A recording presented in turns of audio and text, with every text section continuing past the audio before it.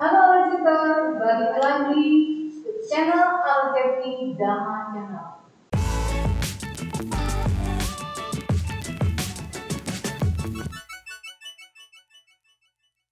Saya Lia, hari ini sebagai host di dalam acara podcast. Dan hari ini kita akan membahas mengenai organisasi dalam agama Buddha.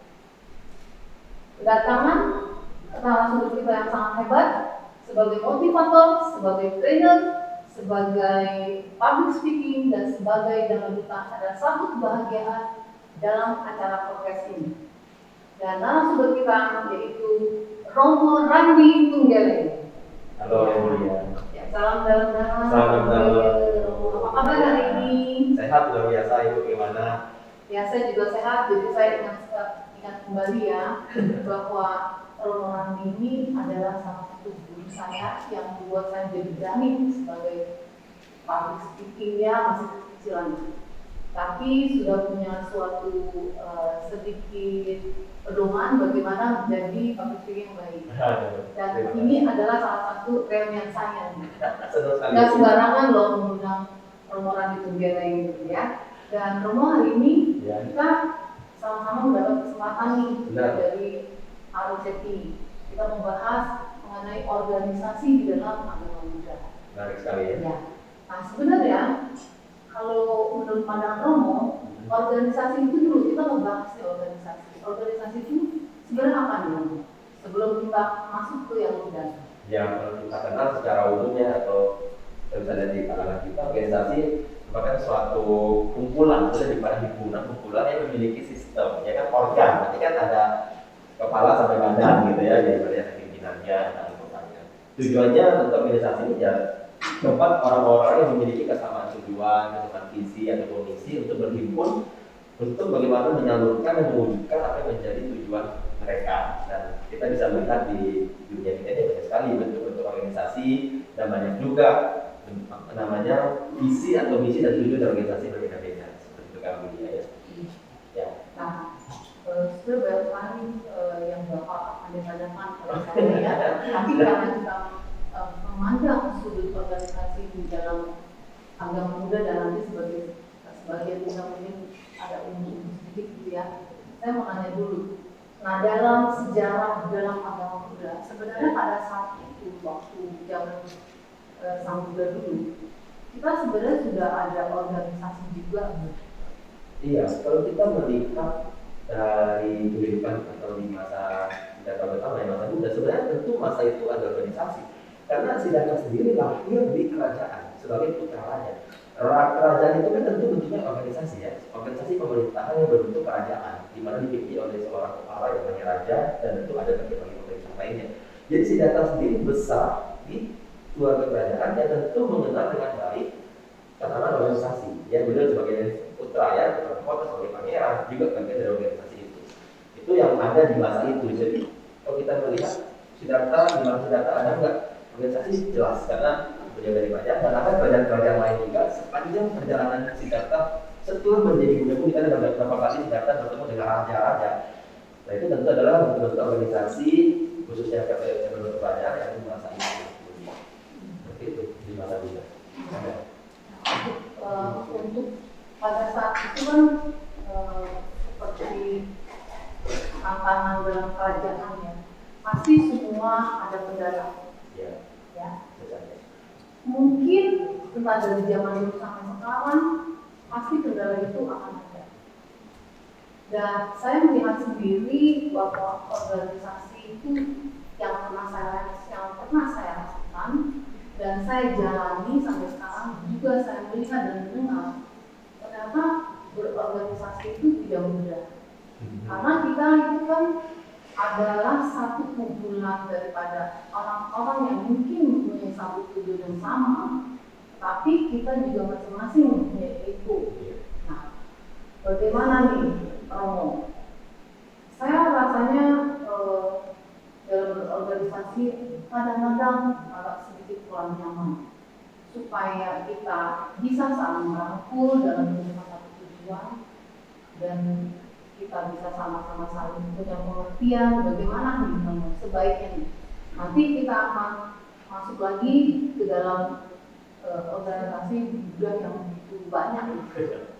Ya, baik ya. Jadi benar sekali pertanyaannya. Jadi organisasi punya kesamaan tujuan, tapi tidak lepas dari tadi konflik atau permasalahannya. Karena mungkin disebutkan tadi sudah disebutkan juga ego atau pandangan berbeda dari setiap orang. Benar sekali. Jadi yang saya alami juga ketika berorganisasi seperti apa yang kemudian dialami. Jadi dialami juga sepertinya oleh banyak orang yang berorganisasi gitu ya. Saya juga pernah memang berorganisasi sejak sekolah ya, di level sekolah itu sampai OSIS, lalu ketika saya di Bihara jadi ketua Mudi, ketua Bihara, ada ketua yayasan, lalu juga di kampus ya, di KMB sampai dipercaya jadi ketua BEM atau ada eksekutif mahasiswa. Jadi dinamika organisasi ini memang saya rasakan seperti yang Buya bilang bahwa seringkali ada konflik-konflik internal antar sesama pengurus, sesama anggota organisasi yang sama, yang sebenarnya punya visi dan tujuan yang sama, tapi kok bisa tetap ada masalah, terus harus bagaimana? Saya lebih sering bilang begini sebenarnya, kalau kita punya masalah organisasi, yang bisa kita minimalisir tentunya pertama adalah ego. Ego ini kan artinya semua orang itu seringkali mau berlebihan, ya seringkali mau menjadi yang nomor satu, seringkali ini menjadi pemegang kendali, sehingga menjadi satu. Satu hal yang seringkali saya ingatkan kepada rekan-rekan ketika saya berorganisasi dulu, maupun ketika diminta untuk menjadi narasumber di berbagai pelatihan kepemimpinan dan pelatihan organisasi adalah kita kalau mau minimalisir satu konflik dalam organisasi, yang harus kita lihat adalah menyadari peran dan tanggung jawab, posisi dan tanggung jawab. Jadi ketika kita tidak dalam posisi yang pengambil tanggung jawab besar, kita nggak boleh memaksakan keinginan kita pada kita yang diikuti. Ini seringkali jadi dia, contoh. Dia bukan si ketua acara, dia bukan ketua panitia atau ketua umum ya. Dia cuma sebagai misalnya staff. Tapi ketika dia memberi pendapat, dia ingin pendapat dia itu dieksekusi. Kalau bukan dieksekusi, dia keluar atau dia nggak mau ikut dalam panitia itu lagi. Dia tidak aktif lah ibaratnya. Saya sering bilang kalau kamu mau ide mau dijalankan, kamu mau mencalonkan diri sebagai ketua panitia atau sebagai ketua supaya kamu bisa mengeksekusi ide. Kalau orang yang jadi ketua dan kamu berharap ide ini dieksekusi, itu tidak fair. Karena berarti kalau kamu mengeksekusi satu ide, itu kan pasti ada resiko. Nah, mungkin si orang yang jadi ketua sekarang tidak siap untuk menanggung resiko dari ide ini. Kalau kamu siap untuk menanggung resiko itu, ya kamu jadi ketuanya. Kok kamu betul disuruh jadi ketua nggak mau? Dia aja saya nggak mau. Tapi begitu kamu nggak jadi ketua, kamu maunya beride dan harus diikuti. Nggak fair. Jadi kalau kamu mau punya peran banyak, kamu harus berani bertanggung jawab yang besar. Ini sejalan. Di organisasi itu peran yang besar diikuti dengan tanggung jawab yang besar. Artinya ketika event itu gagal, ya kamu yang tanggung jawab. Jangan kamu cuma beride dan begitu event itu gagal, yang tanggung jawab si ketuanya. Ya kan, jangan kamu memaksakan ketua untuk ikut ide ini. Kamu itu berani menanggung resiko 90, tapi si ketua ini yang berani menanggung resiko 75. Jadi dia menjalankan ide nilainya 75. Jangan paksakan dia menjalankan ide yang bernilai 90. Kalau kamu organisasi punya ide 90 yang berjalan, ya kamu jadi ketua. Maju mencalonkan diri. Ini baru bisa kita minimalisir satu masalah. Karena sebenarnya itu egonya. Dia nggak mau punya tanggung jawab yang besar, nggak mau repot, tapi dia mau semua maunya dia diikuti. Nah, ini pasti berkurang sama orang yang sedang menjabat sebagai pimpinan di atas. Lalu kan bukan pimpinannya mau ngatur gitu. Kalau mau ngatur, mau leader semua, ya lu yang di atas dong, ikut gitu. Nah ini artinya. Itu bisa kita minimalisir dengan orang yang menyadari. Oke, berarti tanggung jawab dan peran dalam organisasi itu berjalan beriringan. Kalau saya ingin peran besar, saya sudah punya tanggung jawab besar. Kalau saya ingin punya ide banyak dieksekusi, saya harus menduduki jabatan yang semakin tinggi. Kalau saya tidak berani menduduki jabatan karena takut akan kesibukannya, takut akan tanggung jawabnya, ya jangan berharap ide kita yang berjalan. Pasti ada ide orang lain yang juga lebih bisa berjalan. Nah itu, kalau itu semua menyadari antara peran dan tanggung jawabnya, harusnya resiko untuk konflik internal itu bisa dilakukan.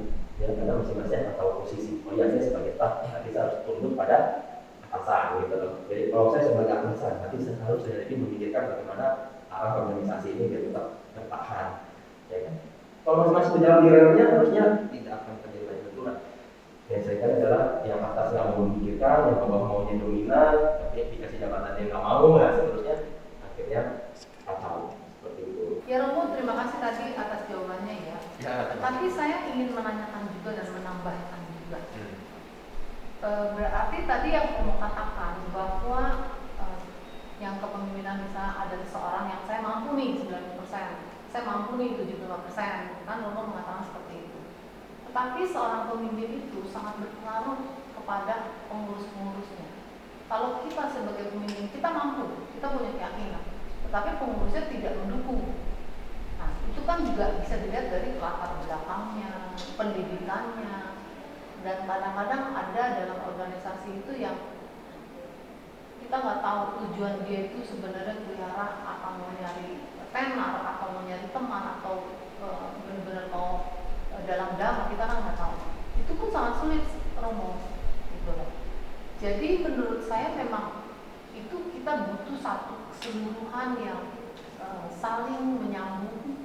Terus kita juga harus benar-benar mungkin tahu kali ya tujuan yang sesungguhnya kalian itu apa. Dan itu amat sulit. Bagaimana Romo bisa menjelaskan mengenai ini dengan hubungan yang tadi, pendidikan, latar belakang, tujuannya gitu. Ya, benar ya. Jadi apa yang Ibu Lia bilang, semua orang mempunyai kemampuan berbeda-beda. Yang tadi saya jelaskan sebelumnya itu adalah bagaimana kita meminimalisir konflik ya. Karena konflik sering muncul karena kemampuan yang berbeda, akhirnya yang kemampuannya kecil, ya sebenarnya perannya yang kecil, perannya bukan utama, tapi ingin ide dia yang harus diikuti, jadi ngotot gitu loh gitu. Nah, kalau yang pertanyaan yang bagus adalah bagaimana kita sebenarnya melihat antara pimpinan dengan anggota kepengurusan supaya bisa berjalan beriringan seperti itu kan ya. Saya mau kita merujuk pada Dhamma, tadi kan beliau sudah menyebutnya kegiatannya di wihara ya, jadi pada itu kan. Kita tentu merujuk pada apa yang guru kita ajarkan. Satu, dalam semua aktivitas kebajikan yang kita lakukan tentu harus diiringi dengan yang namanya kebijaksanaan. Termasuk dalam niat kita berorganisasi. Kan sebenarnya saya yakin semua mungkin pada awalnya ketika niat membantu kepengurusan wihara itu tentu niatnya datang dengan niat yang baik. Ya mudah-mudahan seperti itu. Terlepas dari tadi beliau bilang mungkin ada niatnya mencari teman, mencari tenda, mencari ujian dan segala macam, ya bisa saja itu menjadi bagian dari niat, bagian dari niat ya. Harapan kita sih tidak ada ya seperti itu, tapi ya saya tidak tahu, mungkin saja bisa jadi ada. Yang perlu kita latih adalah kita bijak dalam berorganisasi. Jadi kita tahu bahwa ini kita tidak sendiri, ini ada kepentingan yang besar, yaitu kepentingan wihara, kepentingan Buddha Dhamma. Bagaimana kita hadir dalam organisasi ini benar-benar berfungsi dengan baik, bukan justru memacetkan organisasi atau justru menghentikan hal-hal yang sudah baik yang ada di sana. Ya kan, tentu jangan menjadi perusak lah istilahnya begitu kan. Bagaimana kita justru mensupport, membantu, mengembangkan, membesarkan yang sudah ada atau bahkan menjadi perintis seperti itu kan. Itu di dalam. Jadi satu adalah kebijaksanaan. Kedua adalah bagaimana kita harus punya yang namanya sadar diri. Ya kan, ajaran Buddha itu ngajarin kita kesadaran ya. Sadar diri artinya apa? Kita di dalam yang benar-benar kita berupaya secara maksimal sesuai kemampuan kita. Kalau contoh di dalam organisasi mungkin ada yang memaksa, yang dia cenderung ada di seksi konsumsi. Ya tentu pengetahuan dia di bidang masak itu baik, pun tentu pengetahuan dia di bidang pendanaan, urusan bendahara keuangan dia paham banyak ya. Kalau nggak paham, yuk sadar diri, nggak usah terlalu banyak komentar di aspek-aspek yang kita nggak paham supaya tidak menyinggung orang-orang yang mengurusi bidang itu. Ya kan? Nah, ketiga soal pemimpinnya tadi. Pemimpin itu harus orang yang bisa merangkul. Dia harus sadar bahwa dia dipercaya jadi pemimpin itu tentu dilihat kelebihannya oleh teman-teman yang lain. Ya, seperti Ibu dia bilang ini pemimpin mau lebih. Tapi anggotanya pun itu sama kemampuannya kayak dia. Betul, justru betul. Ya, karena memang dia punya kelebihan maka dia jadi pimpinan gitu ya. Nah, karena dia punya kelebihan itu juga lah, maka dia yang harusnya paling rendah hati. Rendah hati itu artinya mengayomi, memaklumi bahwa anggotanya tidak seperti dia kemampuannya. Kalau seperti dia kemampuannya jadi pimpinan semua, ya kan? Jadi harus menyadari bahwa anggotanya tentu ada mungkin yang tidak sama dengan dia, disebabkan oleh banyak faktor. Tadi boleh bilang bisa latar belakang yang berbeda, pendidikannya mungkin datang dari latar belakang keluarga dan budaya yang berbeda, sehingga cara berpikir, cara bersikap dan keberanian mentalnya bisa berbeda. Adaptasinya juga berbeda di sistem ini dan segala macam banyak aspek. Nah, sebagai pimpinan harus yang lebih sabar, lebih sadar, lebih bijak sehingga bisa mengayomi anggotanya merasa nyaman, program bisa berjalan. Kalau anggotanya tidak nyaman, ya kan tentu macet. Nah, kalau macet pimpinan nggak bisa jalan sendiri, ya kan nggak bisa jalan sendiri, akhirnya kan tidak tercapai juga semua tujuan. Seperti itu. Itu sih kita merujuk pada Buddha Dhamma. Sebenarnya titik belakang bahwa kita harus punya wisdom banyak. Kebijaksanaan ini kunci banget di dalam semua aktivitas Dhamma kita lakukan. Kita mesti landasannya kebijaksanaan. Bukan hanya berlandaskan pada baik saja, karena baik kalau nggak diikuti dengan bijak bisa menjadi bumerang, bisa menjadi hal yang buruk. Ya kan, makanya kita perlu kebijaksanaan. Kayak kita kan tahu ada wisdom, ada compassion ya. Jadi kebijaksanaan dan welas asih. Kadang-kadang orang cuma membesarkan welas asihnya, ingin nolong sana, ingin nolong sini, ingin bantu sana, bantu sini. tapi nggak diikuti dengan kebijaksanaan. Kebijaksanaan atas mengenal kemampuan dirinya, kebijaksanaan atas mengenal kemampuan rekan-rekannya, kebijaksanaan atas adaptasi, ya, bagaimana menghargai orang lain, bagaimana tahu diri. Nah, ini semua kan dibutuhkan kebijaksanaan atas hal itu supaya niat kita berorganisasi itu bisa mulus dan hasilnya benar-benar tercapai sesuai dengan apa yang dinyatakan di awal, bukan berujung pada pertengkaran, ribut, bubar. Itu kan kadang-kadang bisa berujung begitu ya, bukan berhasil begitu. Iya Romo, jadi saya juga menyadari bahwa setelah Romo bicara mengenai yang tadi kenapa mereka menjadi pemimpin, otomatis kan mereka punya kelebihan, ya kan? Berarti memang nggak sembarang orang bisa menjadi pemimpin, dan pemimpin itu memang harus dituntut, dia harus memiliki kebijaksanaan yang lebih juga, gitu ya. Penting. Ya memang jujur sampai sekarang menurut saya memang masih amat sulit untuk membentuk seperti itu. Nah, sekarang saya mau menanyakan nih, Romo, dalam sangga sendiri itu pasti punya organisasi nih, Romo. Nah, menurut Romo sendiri, organisasi dalam sangga itu, kita kan dalam agama Buddha itu kan, kalau kita orang awam, kita kan hanya mengerti satu, Buddha Dhamma gitu ya. Tapi ternyata kan kenyataannya di Indonesia itu kan banyak sekali mungkin sekte-sekte atau apa gitu. Kalau menurut pandangan Romo, sangga sendiri itu pun bagaimana? Ya, nah jadi kalau kita tanya atau kita bahas hal sangga, kalau kita lihat dari sejarahnya, tentu di masa Buddha ini kan ketika itu Buddha adalah pemimpin sangga, ya. Buddha adalah pemimpin sangga. Ketika murid-muridnya ada kan terbentuklah sangga, maka Buddha menjadi pemimpinnya saat itu. Kalau seperti itu, apakah sangga saat itu organisasi? Bisa dikatakan sebenarnya saya kurang jelas apakah ada susunan pengurusan, tapi sepertinya saat itu tidak ada susunan pengurusan. Buddha hanya sebagai leader dan semuanya ada kesetaraan di antara murid Buddha. Karena Buddha justru kan juga sebagai tokoh yang menentang namanya sistem perbedaan kasta. Makanya Buddha murid-muridnya itu hanya berurut atas kesenioran, ya, senioritas seperti itu ya, sampai dulu. Jadi artinya kita nggak bisa lihat seperti organisasi modern sekarang misalnya. Sangga adalah sebuah komunitas di masa itu, tempat berhimpun dengan tujuan yang sama, yaitu merealisasi kesucian, dan dengan aturan-aturan yang sama, yaitu winaya, ya kan, dengan Buddha sebagai guru dan sebagai penuntut sekaligus sebagai pemimpin sangga. Yang menarik adalah ketika sang Buddha telah parinibbana, beliau tidak menunjuk satu di antara muridnya pun untuk menjadi penerus pemimpin sangga. Ya, yang disebut oleh sang Buddha bahwa ya aku menjadi pemimpin berikutnya adalah dhamma winaya, artinya ajaran-ajaran Buddha dan aturan-aturan sila, ya, kebikuan itu yang menjadi pemimpin. Saya melihat Buddha mungkin sudah bisa mengetahui atas kemampuan beliau ya, bahwa memang organisasi ini, jika ini di sangga ini diberikan pimpinan, penerus, kedepannya ketika tiba pada masa sangga tidak lagi diisi oleh mayoritas yang telah merealisasi kesucian, bisa saja menjadi polemik besar. Karena tadi pemimpin itu butuh kebijaksanaan. Nah, kalau orang suci atau arahan ya kita yakinlah kebijaksanaan tentu sudah baik. Tapi kan seiring berjalannya waktu mungkin Buddha tahu bahwa kesucian semakin sulit diraih, ya, dan akhirnya bisa saja sangga dipimpin oleh tokoh atau orang yang tidak memiliki pilihan sehingga bisa menjadi sesuatu yang polemik, menjadi masalah. Dan akhirnya Buddha tidak menunjuk siapapun dan menunjuk Dhamma Vinaya sebagai penerus. Itu yang terjadi saat itu. Jadi saya melihat dari saat itu berarti sangga adalah sebuah komunitas. Tidak bisa kita nyatakan sebagai benar-benar bentuk organisasi seperti organisasi modern yang ada. Nah, sering berjalannya waktu, termasuk yang kita ada sekarang di Indonesia, seperti tadi Bulia bilang, memang bermunculan organisasi-organisasi, termasuk organisasi sangga. Ya, di Indonesia sendiri tadi Bulia bilang tidak ada, bukan hanya ada satu, tapi ada beberapa organisasi yang mengatasnamakan sangga. Berbagai kita bicara tingkat global ya, tingkat dunia. Sebenarnya kenapa bisa hadir seperti itu? Memang tuntutan dari negara, ya, tuntutan dari tempat masing-masing berkembangnya Buddha Dharma. Di mana di Indonesia sendiri kita lihat bahwa memang negara ini punya aturan, negara hukum, dan semua aktivitas itu sebisa mungkin ada yang bertanggung jawab.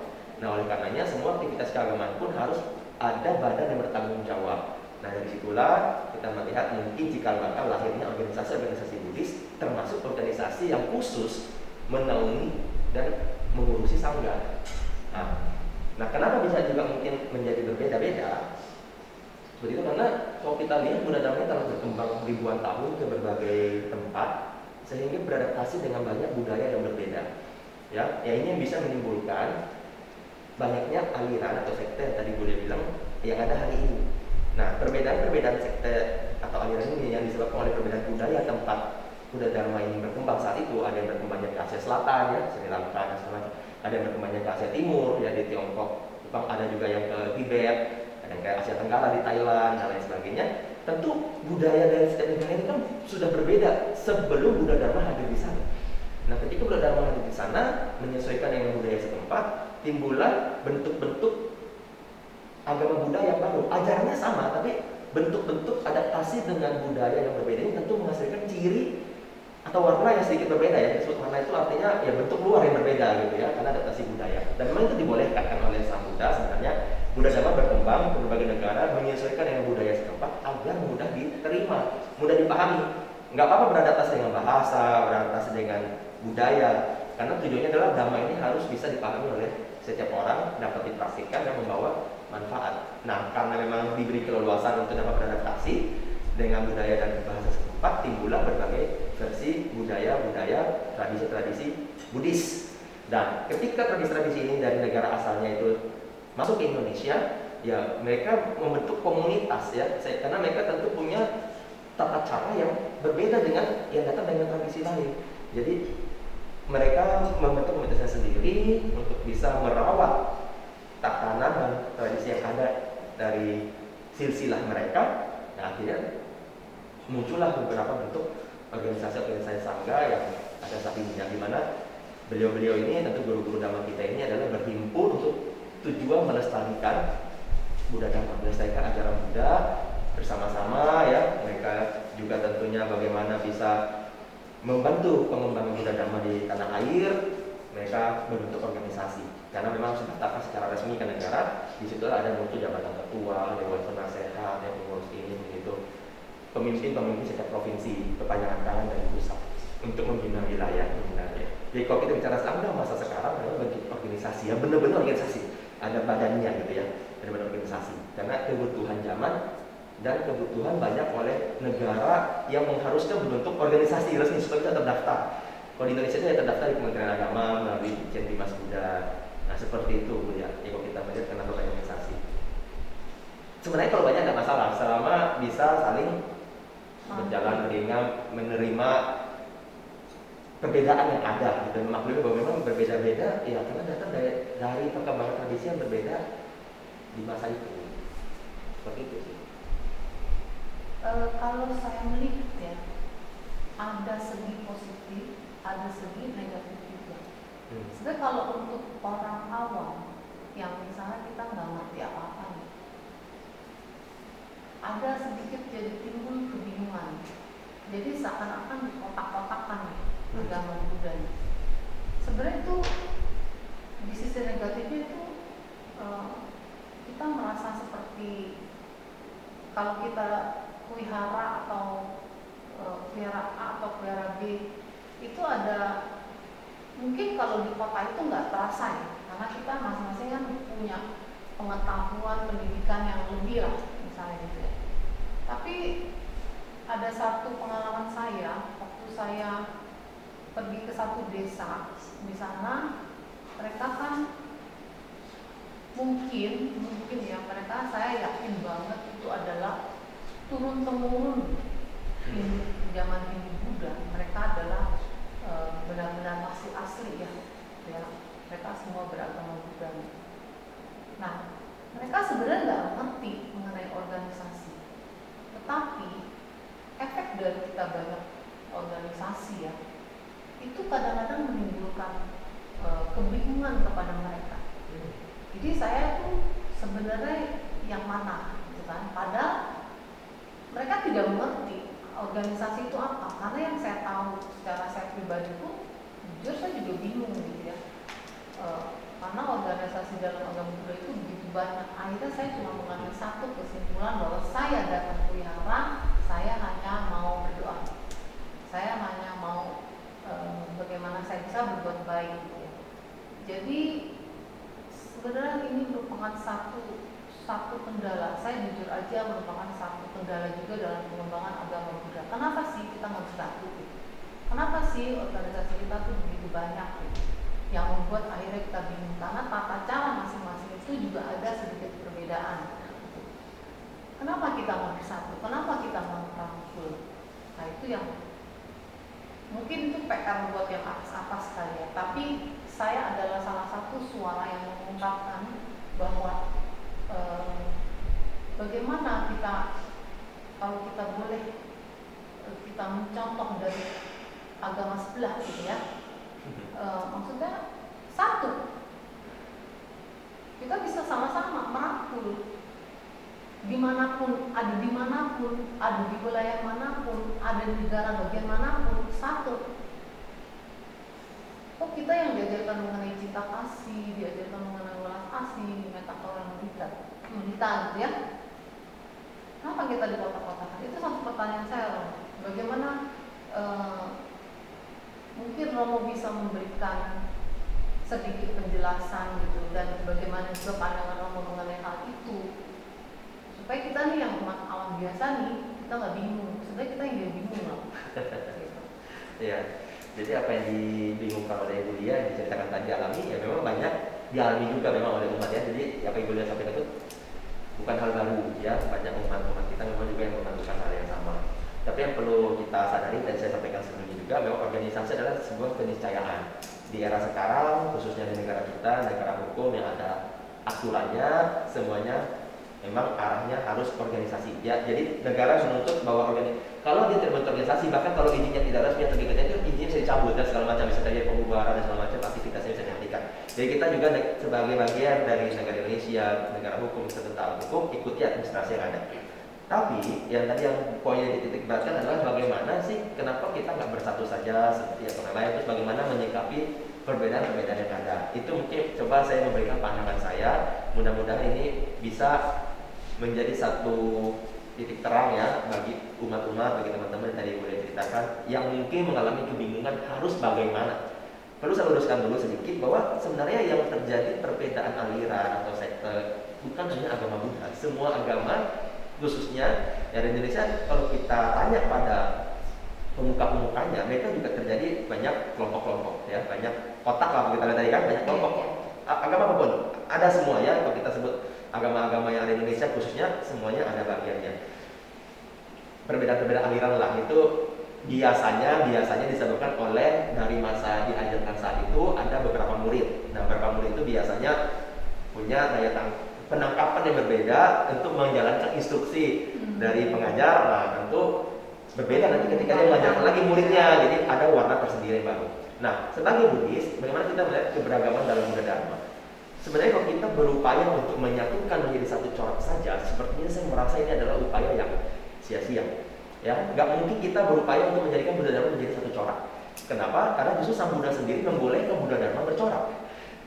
Ketika Buddha Dharma masuk ke Tiongkok, dia harus berciri Tiongkok. Ketika Buddha Dharma masuk ke Indonesia, Buddha Dharma itu harus berciri Indonesia. Ketika Buddha Dharma masuk ke Thailand, masuk ke Sri Lanka, masuk ke Tibet, dia harus berciri negara itu. Tadi alasannya adalah supaya Buddha Dharma ini mudah diterima, mudah dipahami, mudah dijalankan oleh orang-orang yang ada di sana. Salah satu bentuk budaya yang paling Buddha Dharma adaptasikan setiap negara adalah bahasa. Ya, makanya Buddha Dharma itu kitab sucinya ya masuk boleh translate ke berbagai bahasa. Buddha Dharma ada kitab suci yang berbahasa ini, bahasa itu, karena memang agar mudah dipahami oleh orang dan Dharma itu bisa dipraktikkan. Nah, istimewanya Indonesia, Buddha Dharma yang dari tradisi manapun ini itu bisa masuk ke negara kita dan bisa diterima, sehingga muncullah kelompok-kelompok, beragam kelompok yang berupaya mengembangkan Dhamma di negara Indonesia ini. Nah, tentu mereka berujungnya adalah bentuk organisasi. Tadi Bunda bilang organisasi jadi banyak kan. Nah, terus bagaimana? Harapan saya dan mungkin harapan kita semua adalah nggak apa-apa organisasi banyak, asal kompak. Kompak, tidak saling menjatuhkan, tidak saling menjelekkan, dan tidak perlu sampai berebutan umat. Sebenarnya tujuannya organisasi kan semua sama, pembinaan umat. Ya kan, biarlah umat tidak usah ditakutin ya. Kalau tadi boleh sedikit cerita kan, sepertinya ada ditakut-takutin, maksudnya kalau bukan kelompok ini berarti kamu berbeda dengan saya dan seterusnya. Ini kan kayak kita menggap ya, membuat gap antara umat, kan sayang sekali. Sebenarnya harusnya adalah biarkanlah ada organisasi ini, umat Buddha justru jadi punya kesempatan mempelajari banyak metode. Karena seringkali saya bilang juga sebenarnya keragaman tradisi, keberagaman aliran kalau kita bilang itu tidak selalu buruk kok, selama kita bisa maknai dengan baik. Ya kan? Contohnya apa? Setiap orang itu memiliki kecocokan yang berbeda. Belum tentu metode A yang cocok bagi saya seandainya cocok juga bagi si B atau cocok juga bagi kuliah. Ya kan? Tapi kan tujuan kita sama sebagai umat Buddha, tujuan kita adalah merealisasi nibbana. Ya kan? Kita bagaimana mengembangkan diri, mengembangkan batin hingga terbebas dari duka. Itu kan yang Buddha ajarkan. Jadi sebenarnya melalui metode manapun, melalui tradisi manapun, ya kita ketemu metode yang cocok, ya kita jalankan, ya kan, dengan tujuan itu. Kalau umat Buddha semuanya dari organisasi manapun menyadari bahwa semua di antara kita adalah tujuannya sama untuk mencapai kebebasan itu, ya kan, sebenarnya kita akan justru saling peduli, ya kan, bukan saling ribut dan terima bilang ya. Kalau begitu saling peduli, saling mengasihi, seperti yang Buddha ajarkan, punya metta, punya karuna, kita akan saling membantu, menolong kalau pencapaiannya belum ada improve, belum ada kemajuan, kita bagaimana mensupport apa yang bisa disupport. Karena memang tradisinya banyak pilihan, ya kan. Ini ibarat begini lah, kalau kita bicara aliran itu, saya suka kasih contoh begini, Bu Lia. Kita kalau mau dari Jakarta nih ya, kita mau ke Surabaya saja, kan pilihan kendaraannya bukan cuma ada pesawat ya. Kita bisa naik mobil, kita bisa naik kereta, kita bisa naik kapal laut. Yang penting tujuannya sama, yaitu Surabaya. Kita nggak perlu meributkan kendaraan mana yang mau digunakan oleh saya, oleh Anda, oleh yang lain. Yang penting kita menuju Surabaya. Iya, memang kita bisa bilang pesawat yang terbaik karena pesawat paling cepat. Tapi kalau orang yang takut dengan pesawat, apakah dia akan bisa sampai Surabaya? Malah nggak pernah ke Surabaya karena dia tetap di Jakarta, takut naik pesawat. Lebih baik kita beri dia opsi. Oke, saya naik pesawat karena saya mau cepat. Kalau kamu takut dengan pesawat, nggak apa-apa. Bisa naik mobil, bisa kapal laut, bisa kereta api, silahkan pilih. Ya berarti nanti kita jumpa di Surabaya ya, ketemu Surabaya. Oke, kita nggak boleh jadi orang egois karena kita merasa pesawat yang terbaik. Lalu kita bilang, oh satu-satunya opsi untuk ke Surabaya hanya lewat pesawat, nggak ada kendaraan lain. Sehingga orang lain takut dengan pesawat, akhirnya kehilangan kesempatan untuk bisa ke Surabaya ya. Nah, lebih baik kita berikan opsinya, meskipun kita sudah memilih salah satu metode yang cocok dengan kita, orang lain boleh saja punya metode pilihan yang lain. Sama dengan demikian, jadi kita tujuannya sama ke nibbana. Mau menggunakan metode yang mana? Kalau memang ada yang cocok bagi kita, belum tentu cocok bagi orang, termasuk bagi keluarga sendiri, bagi anak, bagi suami, bagi istri, itu ya belum tentu metodenya sama. Misalnya kita lebih cocok meditasinya pernafasan, mungkin si dia lebih cocok meditasinya objek lain. Jadi kita nggak bisa bilang, oh kamu harus sama dengan mama ya, kamu harus sama dengan ini. Ya, kita malah menghambat dia untuk mencapai tujuan kan. Lebih baik beri dia pilihan metode, perkenalkan pada berbagai metode, lalu biarkan dia memilih mana yang cocok supaya tercapai tujuannya. Itu yang penting tujuan kita kan mau nibbana, bukan metodenya yang mana. Sama tadi, tujuan kita adalah Surabaya. Mau kendaraan yang mana silakan. Sama lagi dengan begini, kita makan nasi. Ada yang mau kenyang nih, makan nasi. Kan nasinya nggak harus sama nasi goreng semua. Saya makan nasi goreng, Ibu Lia makan nasi kuning, si C mungkin makan nasi uduk, si D makan nasi capcay kan. Ya berarti kan makan nasi, tujuannya mau kenyang. Bentuk nasinya beda-beda, nggak apa-apa. Ya berarti tujuan kita kenyang. Daripada kita memaksakan semua harus makan nasi goreng, tapi kebetulan ternyata si D nggak suka makanan berminyak dan memilih nggak makan, dia malah lapar. Nggak tercapai tujuan untuk kenyangnya. Mendingan kita kasih opsi, oh jenis nasi itu banyak, kalau nggak nasi goreng. Kalau lu bosan nasi goreng, lu nggak cocok, lu bisa makan nasi yang lain. Yang penting lu makan nasi. Saya sering contohkan lagi, seandainya adalah obat batuk. Sembuh, tujuan minum obat batuk adalah sembuh. Obat batuk tidak hanya satu merek, ada yang berbagai merek. Kita cocok dengan merek A, belum tentu orang lain cocok dengan merek A. Sangat jahat bagi kita jika kita hanya bilang sama orang, obat batuk lu batuk, obat batuknya hanya ada ini loh. Ya, yang lain tuh nggak ada. Ada merek lain ya, gue nggak cocok, nggak ada, hanya ini. Dipaksa minum dia nggak sembuh, akhirnya kan berujung buruk. Lebih baik bilang, oke, obat batuk ini ada 4-5 merek loh. Kamu bisa coba yang mana kamu cocok. Kalau saya sih cocoknya yang ini. Tapi kamu nggak harus sama dengan saya. Ya benar, tujuan kita sama, sembuh dari batuk. Kan itu yang penting. Nah, kalau umat Buddha berpikirnya begini, nggak apa-apa tradisinya berbeda-beda, nggak apa-apa mungkin bentuk ritualnya berbeda-beda, tidak apa-apa juga mungkin cara menjalankan pola makan, cara atau warna jubah atau bagaimana itu berbeda-beda. Yang penting tujuannya sama. Dan kita sama-sama mengakui satu guru yang sama, bahwa guru kita adalah Sang Buddha gitu loh. Dan kita menjalankan ajaran beliau untuk mencapai tujuan yang sama. Ya kan, metodenya berbeda, menurut saya bukan suatu masalah. Selama punya pandangan seperti ini, harusnya mudah-mudahan apa yang saya umat Buddha bisa lebih rukun, tidak semakin terjadi perpecahan. Iya. Begitu. Jadi kalau kita memandang balik, kita harus anggap seperti ini. Perbedaan itu justru kita menjadi suatu keindahan. Ya, saya setuju. Benar. Jadi jangan perbedaan itu memecah belah kita, tetapi bagaimana perbedaan itu menjadi suatu yang indah. Ya. Gitu loh. Benar. Nah, jadi mungkin salah satu caranya itu seperti saya kemarin ke salah satu desa, saya mulai ada ide dan pemikiran gitu ya, bahwa khusus misalnya di daerah Jawa itu ada namanya Burdo Sampi gitu ya. Itu adalah beberapa orang memain gending dalam membacakan Dhammapada. Mungkin itu dari daerah salah satu daerah Jawa gitu. Bisa aja kita juga perbedaan, misalnya kita di Sumatera, di Medan, ya, mungkin dia punya tradisi yang lain gitu kan. Kemudian mungkin di Palembang atau mungkin di Banjarmasin. Nah, mungkin perbedaan-perbedaan itu dengan tujuan yang sama kita satukan menjadi satu keindahan. Akhirnya kita bisa jadi merangkul dari salah satu perbedaan mengenai kebudayaan. Ya, mungkin dengan Romo baru saja menerangkan saya, yang tadinya pikiran saya itu ada sedikit hopeless gitu ya, kok kenapa begini, saya agak sedikit terbuka. Janganlah kita jadikan perbedaan itu menjadi satu kendala, tapi kan dijadikanlah perbedaan itu menjadi suatu keindahan, suatu kebersamaan yang sangat baik dengan satu tujuan yang sama, yaitu samudra. Ya, semoga sih untuk para yang nonton ya, YouTuber atau apa namanya. Jadi yang barusan diterangkan oleh Romo Randi Tunggal itu adalah suatu yang sangat baik,